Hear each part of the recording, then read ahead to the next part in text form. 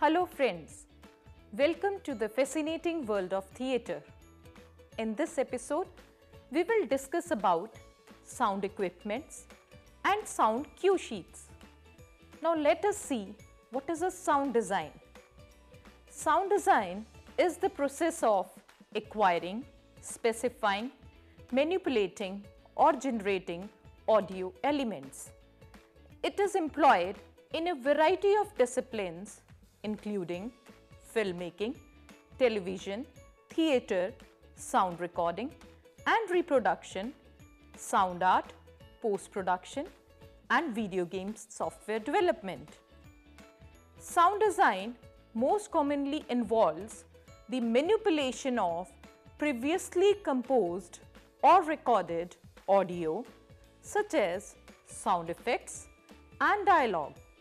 In some instances, it may also involve the composition or manipulation of audio to create a desired effect or mood. A sound designer is one who practices the art of sound design. Sound design as a separate discipline is one of the youngest fields in the stagecraft, second only to the use of projection and other multimedia displays. Although the ideas and techniques of sound design have been around almost since theatre started. Dan Dugan, working with 3 stereo tape decks routed to 10 loudspeaker zones during the 1968-69 season of American Conservatory Theatre, that is ACT, in San Francisco, was the first person to be called a sound designer. Modern audio technology has enabled theatre sound designers to produce flexible, complex and inexpensive designs that can be easily integrated into live performance. The influence of film and television on playwriting is seeing plays being written increasingly with shorter scenes, which is difficult to achieve with scenery but easily conveyed with the sound. The development of film sound design is giving writers and directors higher expectations and knowledge of sound design. Consequently, theatre sound design is widespread and accomplished sound designers commonly establish long-term collaborations with directors. Sound design for musicals and sound design for plays. Some sound designers specialize in certain genres of work, though typically most work across all genres. The 2 most common specialisms are in musical theatre and plays, with others including devised work, children's theatre, dance and opera. Sound designs for musicals. Sound designs for musicals often focuses on the design and implementation of a sound reinforcement system that will fulfill the needs of the production. If a sound system is already installed in the performance venue, it is the sound designer's job to tune the system for the best use of a particular production. Sound system tuning employs various methods including equalization, delay, volume, speaker and microphone placement, and in some cases, the addition of new equipment. In conjunction with the director and musical director, if any, the sound reinforcement designer determines the use and placement of microphones for actors and musicians. The sound reinforcement designer ensures that the performance can be heard and understood by everyone in the audience, regardless of the shape, size, or acoustics of the venue, and that performers can hear everything needed to enable them to do their jobs. Sound design for plays. Sound design for plays often involves the selection of music and sounds for a production based on intimate familiarity with the play, and the design, installation, calibration, and utilization of the sound system that reproduces the sound score. The sound designer for a play and the productions director work together to decide the themes and emotions to be explored. Based on this, the sound designer for plays, in collaboration with the director and possibly the composer, decides upon the sounds that will be used to create the desired moods. In some productions, the sound designer might also be hired to compose music for the play. The sound designer and the director usually work together to spot the cues in the play. That is, they decide when and where sound will be used in the play. Some productions might use music only during scene changes, whilst others might use sound effects. Likewise, a scene might be underscored with music, sound effects, or abstract sounds that exist somewhere between the two. Some sound designers are accomplished composers, writing and producing music for productions as well as designing sound. The sound team need to first understand the play. Second is they should plan ahead. Third is they should work well with the rest of the technical teams. Fourth one is they should add a dramatic emphasis such as an explosion or a gunshot. Fifth one is they should help to establish the background factors such as time, place, and weather. For instance, by a clock sounding the hour or an historical wireless broadcast, the sound of sea and surf traffic, or fairground music, wind, or drumming rain. Sixth is they should give the play greater reality.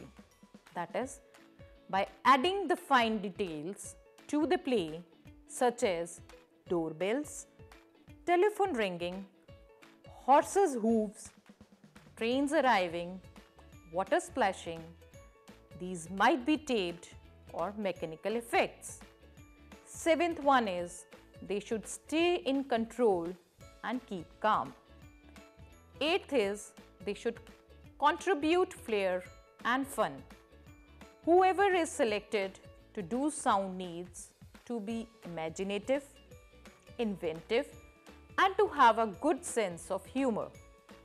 Sound effects can be created manually, as and when required, or pre-recorded and played back at the appropriate moment. If the play involves musicians, they can help enormously too. A pianist and drummer can suggest all sorts of bangs, crashes, tinkling bells, and so on. While today's electric organs offer any amount of background and foreground sounds like waves, washing onto a desert shore, or harps playing.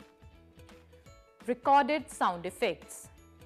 Using pre-recorded sound effects offers a huge variety of exciting possibilities.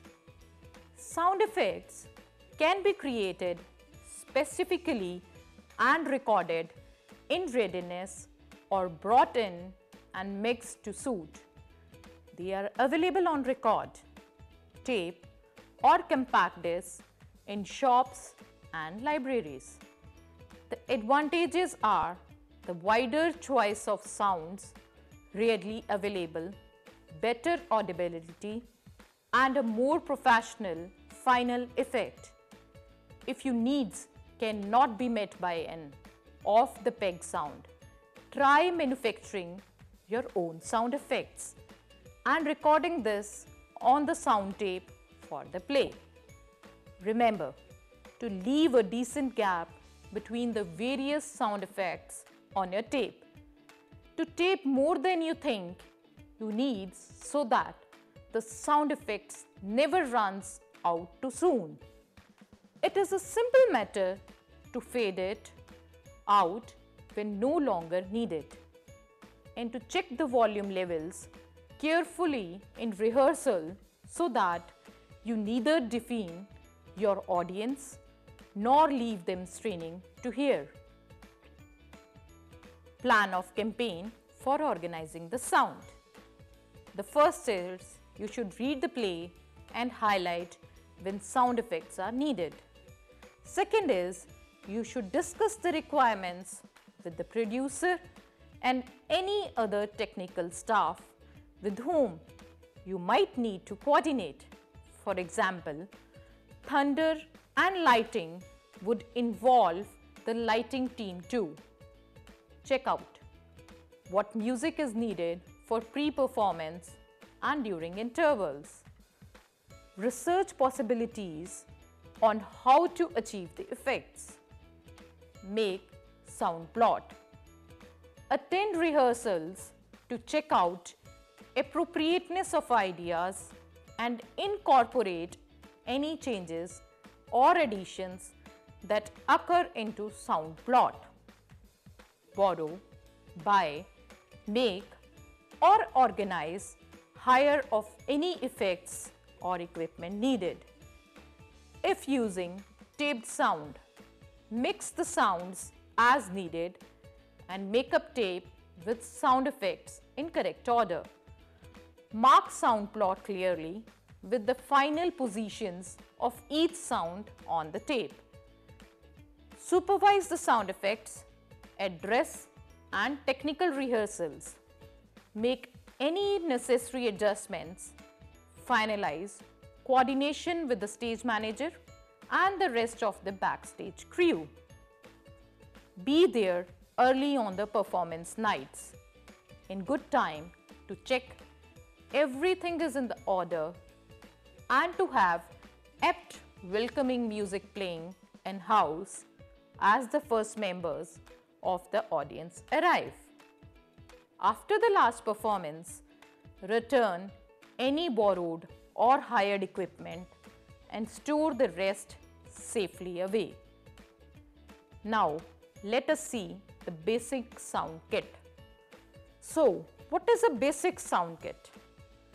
A basic sound kit can be gradually bought and improved as funds become available or purchased as a package. These vary in price according to the amount and standards of equipment, but usually cost several thousand pounds or dollars. A typical portable set consists of 12-way mixer, amplifier, pair of speakers plus stands, cassette deck, compact disc player, wheeled flight case for transporting kit, microphones and stands, cable, plugs and electrical fitments. For recording in a studio, you will also need reel-to-reel tape recorder, editing kit. A stereo digital recording system will provide a neat system that is light to carry around, provides good digital sound, equality and is simple to use. Sound effect tapes or CDs.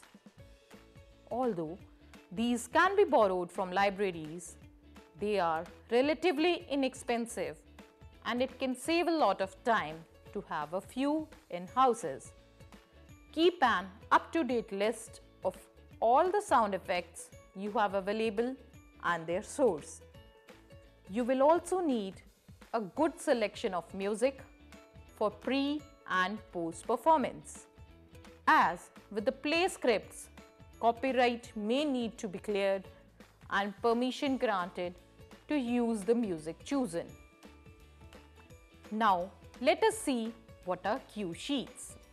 A cue sheet is a form usually created by the stage manager or design department head that indicates information about the cue, including implementation timing, sequence, intensity for lights, and volume for sound. The board operators running and deck crews may have copies of the cue sheet with just the information dealing with their department. The stage manager keeps a master list of all the cues in the show and keeps the track of them in the prompt book. When the sound team has finally decided on the timing of the sound plot, all the cues and notes will need to be marked up on a cue sheet.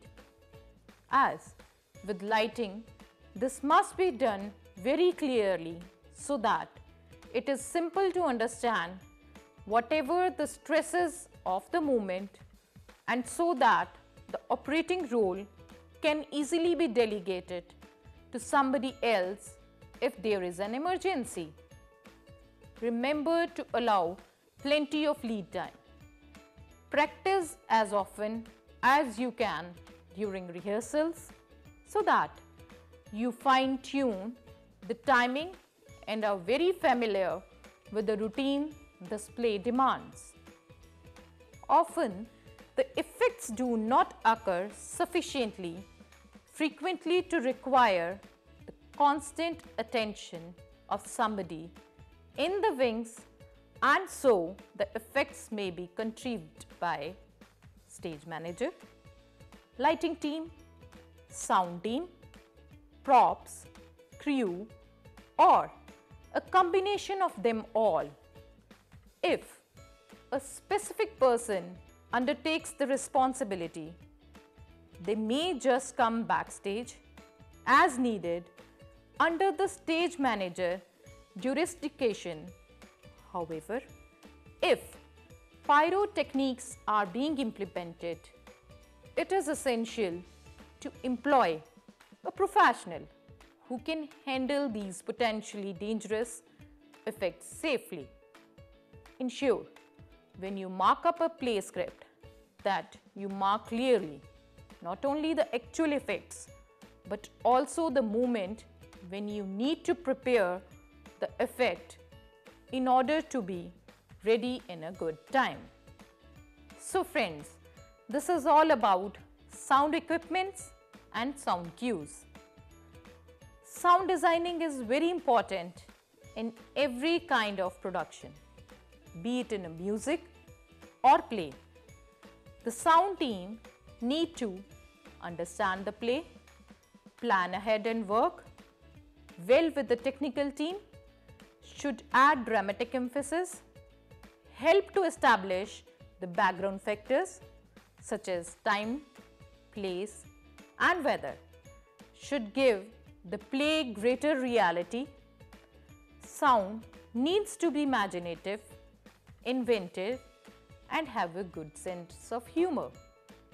Similarly, sound cue sheet is also very important, which is created by the stage manager or the sound department head that indicates the information about the cue, including implementation, timing sequence, intensity for lights and volume for sound.